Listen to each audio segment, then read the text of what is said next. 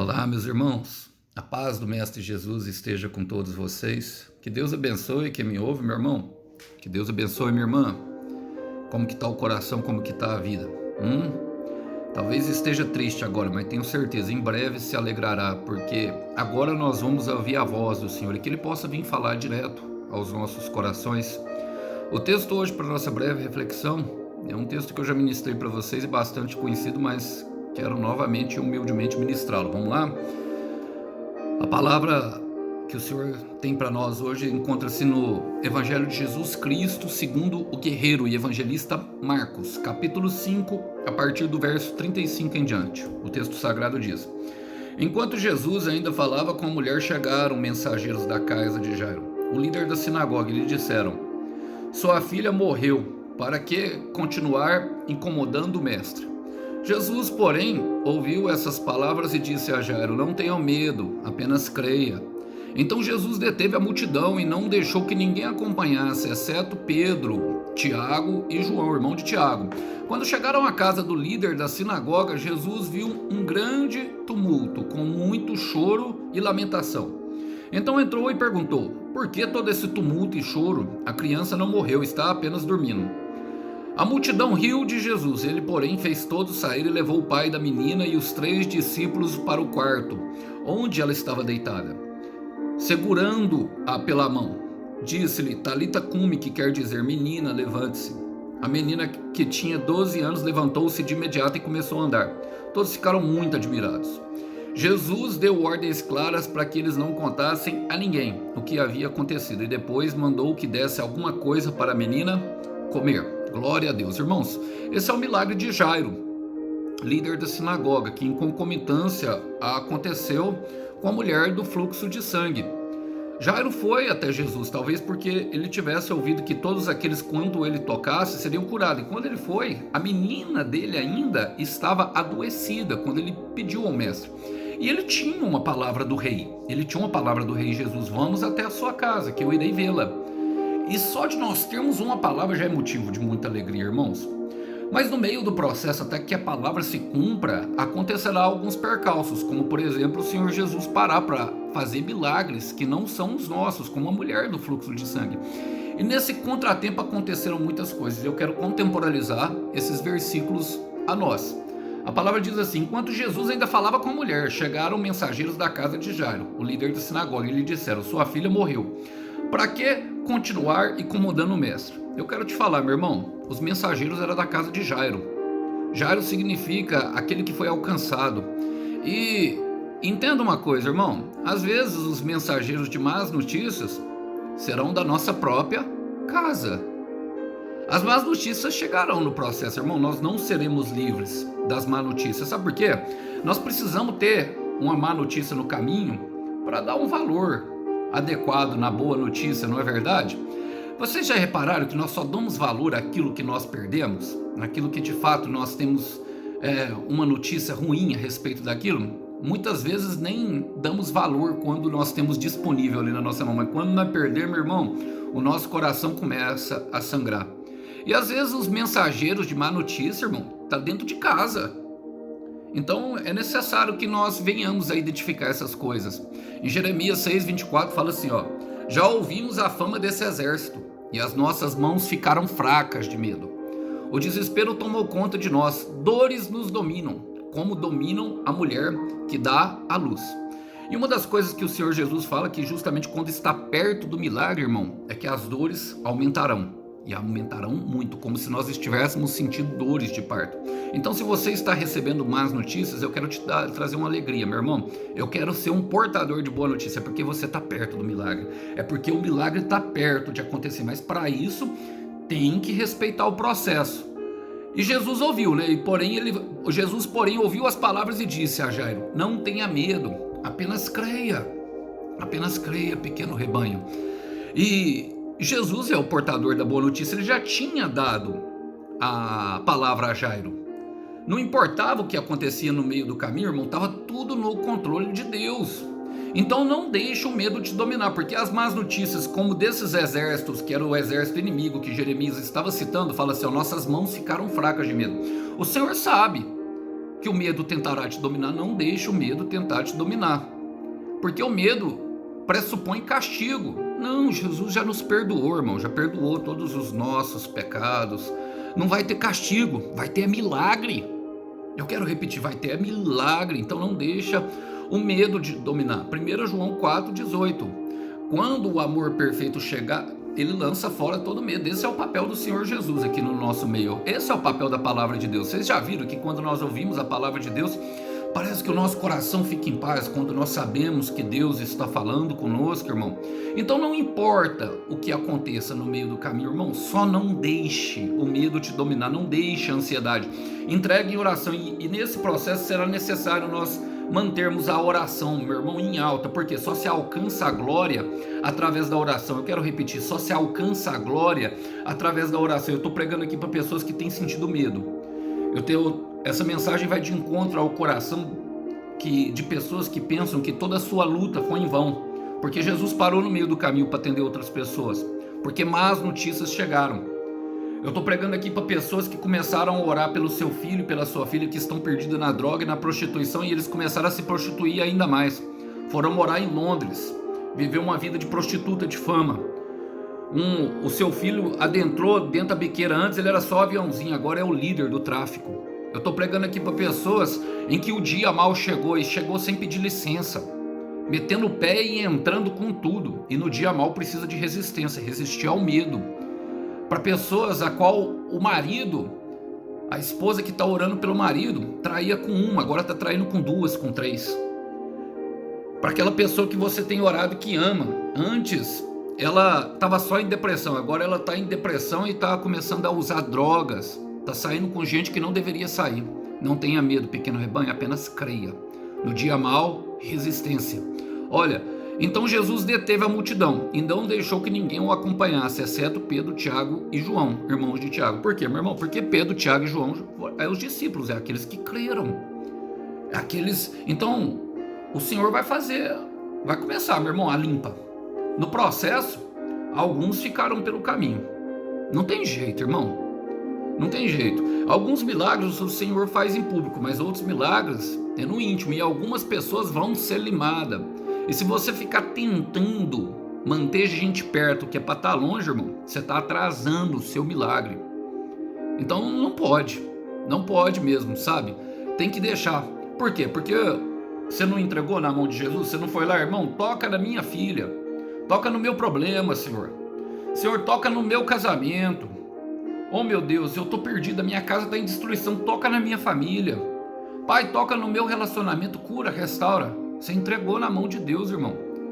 Então, o plano é de Deus. Jeremias 29, versículo 1. Eu bem sei os planos que eu tenho sobre vós. São planos de dar paz e prosperidade. E o futuro que vocês esperam. O que você espera que Deus faça, meu irmão? Então deixa Ele agir. Ele já vai agir. Ele já está agindo. Acalma o teu coração. Deixa Deus fazer da forma dele. Olha, quando chegaram à casa do líder da sinagoga, Jesus viu um grande tumulto, com muito choro e lamentação. Já limou uma galera ali no meio da caminhada, do processo, irmão, mas ainda parece que não tá bom. Ainda tem muita gente. E perceba que Jesus começou a cumprir a palavra. Ele não disse que ia até a casa de Jairo, então ele chegou. Quando? Então tem um tempo e um propósito determinado para cada coisa debaixo do céu. Ô, irmão Alisson, como que é lidar desse tempo de propósito? Bom, irmão, eu vou lidar mais ou menos com aquilo que eu creio que é. Por exemplo, lembra que eu falei para vocês na outra ministração sobre o perdão, que passa a contaminar muitos? Por que é mais importante nós obedecermos? Porque se nós andarmos em desobediência, nós vamos começar a contaminar mais pessoas no caminho com o nosso pecado. E, consequentemente, a limpeza que nós teremos que fazer será maior. Então, consequentemente, um processo mais longo e, consequentemente, uma dor maior. Logicamente, a Bíblia me dá a entender isso, mas não tem nenhum versículo que eu possa me apoiar nisso. Mas ainda tem muita gente, irmão. Tem gente chorando, tem gente com lamentação ali, um grande tumulto. E esse está dentro da casa. Uns ficaram pelo caminho, então ainda tem muita gente. E esse processo, irmãos, vai ser necessário muita obediência à voz, buscar a voz do Espírito Santo de Deus, a voz de Deus. Em Números 15, perdão, meus irmãos, a referência é número 15, versículo 40, fala assim, assim vocês lembrarão de me obedecer a todos os meus andamentos e de ser santo perante o Deus de vocês. O processo serve para isso, irmão, para santificar os nossos pensamentos e o nosso coração. E nós não voltarmos àquela carniça que nós estávamos entranhado antes, né? Aquele poço de destruição, de morte, de ruína, e de choro, de tumulto, de confusão, de lamentação, de coisa ruim, irmão. Então deixa Jesus trabalhar na tua vida, tá no controle dele.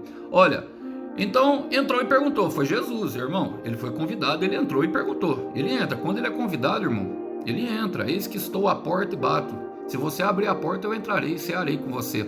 Mas antes tem uma limpa, porque para fazer uma ceia bem bonita para o Senhor Jesus é preciso limpar a casa. E vocês já viram uma faxina? Como é que é faxina? Vocês já faxinaram aí na sua casa, irmão? A gente pensa que tem sujeira, mas porque a gente vai fazendo aquelas limpezinhas, sabe? Aquelas limpezinhas assim, e aí joga a poeira para baixo do tapete, né? Mas quando a gente vai fazer faxina, irmão, você pensa que tem poeira, aí de repente tem mais poeira assim, começa a tossir, né? Nossa, e vira aquela coisa, né, meu irmão? Então é isso. E pro Senhor Jesus, irmão, tem que fazer uma faxina. E olha, agora é necessário nós entendermos algo, irmão. Por quê? Porque olha a pergunta que o Senhor Jesus faz. Ele entrou e perguntou, por que todo esse tumulto e choro? A criança não morreu e dorme. E é importante nós entendermos que durante esse processo está sendo plantado eternidade no nosso coração. Então, até que o que importe é só a alegria da eternidade, haverá um pouco de tumulto, haverá um pouco de choro, haverá um pouco de excedente, haverá algumas coisas que não precisam estar lá, até que nada mais importe. Eu quero repetir essa palavra, até que nada mais importe. Até que vivamos em propósito, dignos de total confiança do Senhor. Eu gosto de um versículo, irmão, que está em João, capítulo 5, versículo 24. Quero trazer ele como referência dessa passagem. Ele fala assim, é o Senhor Jesus, palavras de Jesus, irmão. Eu digo sinceramente a vocês, aquele que ouve a minha palavra e crê naquele que me enviou tem a vida eterna e jamais será condenado, mas já passou da morte para a vida. E esse vai ter que ser o processo durante aquilo que o Senhor está fazendo dentro da nossa casa. Ele ainda não foi no problema, vai estar ali, irmão, plantando eternidade no nosso coração. E aí o que acontece no meio desse caminho? A multidão riu de Jesus, versículo 40. Por quê? Porque ele falou que estava dormindo. Ele falou que dormir é estado temporário, morte é eterna. E eles estão se movendo, a multidão se move pelo que vê. Estão vendo morte, mas Jesus está vendo soninho de neném, né? A multidão riu de Jesus, ele porém fez todos saírem. E levou o pai e a menina e os 3 discípulos para o quarto onde estava deitado.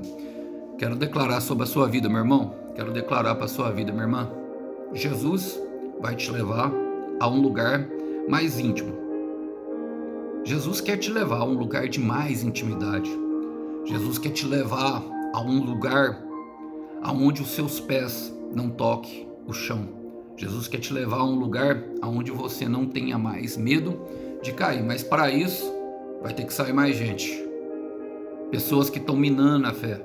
Pessoas que estão rindo do propósito. Pessoas que estão zombando daquilo que Jesus te falou. Pessoas que não acreditam. E acredite, meu irmão, deixa eu te falar uma coisa. Eles choram junto com você, lamentam, às vezes até sentem a sua dor. E estão dentro da sua casa. Vão sair em nome de Jesus, porque eles minam a sua fé. Há uma separação no processo, há uma consagração, porque Deus é santo e a etimologia da palavra santo significa kadosh. Kadosh significa separado de todo mal. Em Deus não há maldade, só bondade. E você foi chamado para ser povo santo, eleito. Deus escolheu você para te dar uma experiência sobrenatural. Então, a raiz de Kadosh é Kadesh, que significa justamente separado, sabe? Não há, sabe quando você olha numa parede está toda branquinha, meu irmão? E essa é uma imagem que você deve ter de Deus. Tá todo branquinho, então ele vai te separar também para que você fique perto dele, mas é melhor estar perto dele que perto de qualquer pessoa na sua vida que você já conheceu, irmão. Por isso Paulo fala em Romanos 16, versículo 17. E agora tenho mais uma coisa de dizer antes de terminar essa carta, e é o que o Senhor Jesus fazendo antes de terminar o milagre. Calma aí, vai acontecer, irmão. O projeto que o céu começa, ele termina, vai acontecer. Ele fala assim, ó: conservem-se distante daqueles que causam divisões, estão perturbando a fé do povo, ensinando sobre Cristo coisas que são contrárias ao ensino que vocês receberam. Então ele está consagrando, está separando, está te tornando santo, está te santificando no seu pensamento e no seu coração. Não preocupa, essa separação, irmão, muitas pessoas se preocupam, mas é meu pai, é minha mãe, é minha família, meu irmão. Irmão, Jesus sabe que você se importa com a sua família, é um amigo querido, Jesus sabe, irmão, mas é primeiro em nós e depois através de nós. E se não for assim, se não for do jeito que Jesus quer, meu irmão, então era melhor você nem ter convidado. Tô falando sério. É ele que manda, e eu tô falando aqui palavras dele. Se eu estiver pregando alguma coisa fora, por favor. Agora, saiba de uma coisa, irmão, isso não é desonra, não. Isso é honra, isso é um caminho de honra para você, para sua casa, para sua família. Olha, e no versículo 41 fala, por quê? Porque agora eles chegaram no lugar mais íntimo. Aí quando chega nesse lugar de intimidade, num lugar onde as orações, meu irmão, são recheadas de lágrimas, as nossas palavras já não são mais aquelas religiosas, que nós começamos, sabe, a mostrar o nosso coração e a verdade de como realmente está. Olha o que acontece. Segurando-a pela mão disse, Talita cumi, que quer dizer, menina, levante-se. E é nesse momento, meu irmão, por quê? Jesus vai segurar o problema pela mão. E não só isso, Jesus vai liberar a palavra. Então Jesus vai pegar aquele seu marido fujão que está saindo agora com 10 mulheres e vai soltar uma palavra para ele, é juízo. Jesus vai pegar o teu filho que está lá no tráfico, vai entrar, vai invadir, meter o pé na porta da biqueira. Meu irmão, Jesus não tem dessa não. Ele vai aonde precisar. Vai lá na porta da biqueira e vai falar, volta para casa, pro colo da sua mãe. Jesus está indo, meu irmão, agora até aquela pessoa que está morta em depressão, em ansiedade, tanto pecado, Satanás está tomando conta do coração daquela pecado, e Jesus vai falar, saia todo o mal. Jesus está pegando o problema pela mão. Jesus está segurando o problema pela mão e está liberando a palavra. Irmão, e nesse momento nós precisamos manter vigilantes. Nesse momento a coisa costuma ficar um pouco tensa. Então, olha, eu gosto muito de Romanos 12:12, gostaria de deixar aqui com vocês. Sabe, a palavra do Senhor diz, alegrai-vos na esperança. E muitas vezes vai ser difícil sentir essa alegria de fato em nosso coração quando a coisa está ficando muito feia. Irmão, a filha dele estava morta. Você percebe Jairo tendo alguma reação durante todo o processo? Agora eu te falo alguma coisa, é melhor ficar calado. E isso é um motivo de alegria, porque você sabe que Jesus está lá tomando conta do problema. É melhor ficar calado durante o processo do que liberar palavras contrárias. Não libere. Alegrai-vos na esperança. Por quê? Porque se Jesus está lá, tem esperança, irmão. Se Jesus... a tua palavra, a última palavra não vem de homens, a última palavra não vem do seu pai, da sua mãe, a última palavra não vem do médico que está falando que não há cura para a enfermidade, a última palavra não vem do advogado ou do juiz que falando que essa causa está perdida e esse processo vai dar desfavorável a você e que você vai ser despejado da sua casa, que você vai ser mandado, que você não vai ter restituição. A última palavra vem de Deus. Acredite nisso, irmão. Na sua vida quem te dá a última palavra é Deus. Então alegrai-vos na esperança, sede pacientes na tribulação. Esperança, alegria e tribulação juntos, sendo misturado ali. Aquele misto de emoções, na extremidade, o coração batendo mais forte e acelerado. Você consegue contar as batidas do seu coração, porque você sabe que aquilo que está perdendo vai te fazer muita falta. E perseverai na oração. Por quê? Seu pai, o médico, o juiz, o seu patrão, o pastor da igreja, o irmão Alisson, não tem poder. Há um céu aberto nesse lugar. E sobre ele vai ser derramado milagres. Aos santos que se entregaram ao processo e encheram as suas taças diante de Deus, haverá milagre no teu lar, haverá milagre na tua casa, haverá milagre no íntimo, haverá restauração, haverá poder de Deus sendo derramado do alto dos céus, haverá milagre, irmão, haverá milagre. Olha, e aí o que vai acontecer, irmão? A menina que tinha 12 anos levantou de imediato e começou a andar. Aleluia, aleluia. Começou a andar. Estava morta, começou a andar.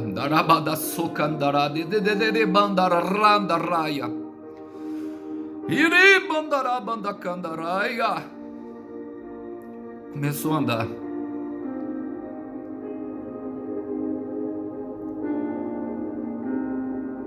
E todos ficaram muito admirados. Vai causar espanto. Vai causar espanto para quem está olhando, porque ninguém, por que ficaram admirados? Talvez nem eles acreditassem. Mas Jesus quer dar uma experiência, justamente para aqueles que estão em volta. Então, irmão, um milagre, eu quero ser profeta de Deus. Um milagre vai dar sinal de vida. Um milagre vai dar sinal de vida. Um milagre vai dar sinal de vida. A promessa vai dar sinal de vida. A promessa vai dar sinal de vida. João 11:40 diz que se nós crermos, nós veremos a glória de Deus. Se creres, meu irmão, verás a glória de Deus. Então não para no meio do processo, não para porque a coisa ficou mais apertada, não para porque a pressão, se Deus não mudou ainda a circunstância, é porque Ele está usando essa pressão para te mudar, é porque você precisa mudar para receber o milagre. Nós precisamos mudar o nosso comportamento. Aquela menina mudou porque tinha alguma origem de mal. Como que você sabe disso, Alisson? O ladrão veio para roubar, matar e destruir. Então, se ele veio para roubar, matar e destruir, isso é obra do inferno na vida daquele homem, porque senão Jesus não precisaria estar lá, não, irmão. Não precisaria. Então, tudo que aquele homem estava passando, tudo que Jairo estava passando, tinha a ver com aquela menina, estava totalmente ligado. O problema, Jairo e Jesus. E o milagre vai dar sinal de vida. E aqui eu quero partir para o final, porque fala: Jesus deu ordens claras para que não chegassem a ninguém o que havia acontecido, e depois mandou que dessem alguma coisa para a menina comer. Jesus não vai dar alimento não, irmão. Então continue obedecendo. Sabe por quê, irmão? E aqui eu quero falar muito sério. Tem pessoas que brincam com o milagre, brincam com as coisas, e eu quero deixar uma forte advertência. Irmão, tudo que nós não alimentamos morre de novo. Então por isso o processo, por isso a dor. Sabe? Jesus não vai restaurar o seu casamento, o seu relacionamento. Jesus não vai trazer o seu filho da casa, tirar lá da biqueira, tirar lá da Cracolândia. Ele é o Deus que faz isso, irmão, acredite. Quem está falando aqui para vocês é um homem que tinha a vida completamente afundada nas drogas e tudo quanto é tipo de coisa ruim, frequentava as raves e está pregando para vocês aqui, está falando essas palavras. Mas tudo que a gente não alimenta morre. Então alimente a sua fé e os seus medos morrerão de fome. Alimente a sua esperança e o seu desespero morrerá de fome. Alimente, sabe, o espírito e a carne morrerá de fome. Do contrário, meu irmão, se alimentar o pecado, sabe? Então, quando houver a restauração do casamento, seja uma esposa sábia, seja um homem, que seja homem de verdade, sacerdote do lar. Quando seu filho voltar para casa, deixa ele encontrar uma família, onde há amor, onde o amor impera, onde o amor reina. Alimenta esse milagre, sabe?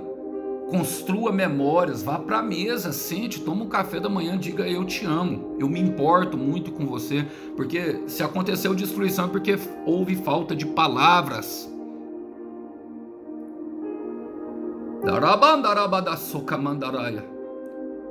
Alimente essa fé, irmão. Alimente o milagre.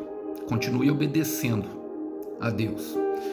2 Timóteo, capítulo 4, versículo 7, Paulo fala: combati o bom combate, terminei a carreira e guardei a fé. No meio do processo você aprende que há um bom combate e um mau combate, inclusive pessoas que não devem ficar perto. terminar a carreira. Terminar, meu irmão, não importa se foi aos trancos ou ao barrancos.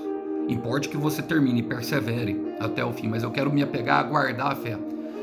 Irmão, se não fosse importante guardar a fé, colocar aí, o que é guardar? Você colocá-la num lugar seguro, dar uma atenção, saber que ela tem importância para todo o processo que está acontecendo.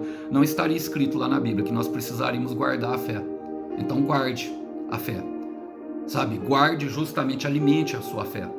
E alimentar a fé fala justamente, nós passamos por alguns processos muito difíceis para perder aquilo que Jesus nos deu um dia. Então, continue firme nessa missão, e eu quero terminar aqui com Josué capítulo 1, versículo 7, que diz o seguinte: então somente esforça-te e tem muito bom ânimo, cuidando de fazer conforme toda a lei do meu servo Moisés te ordenou. Não te desvie delas, nem para direita e nem para esquerda.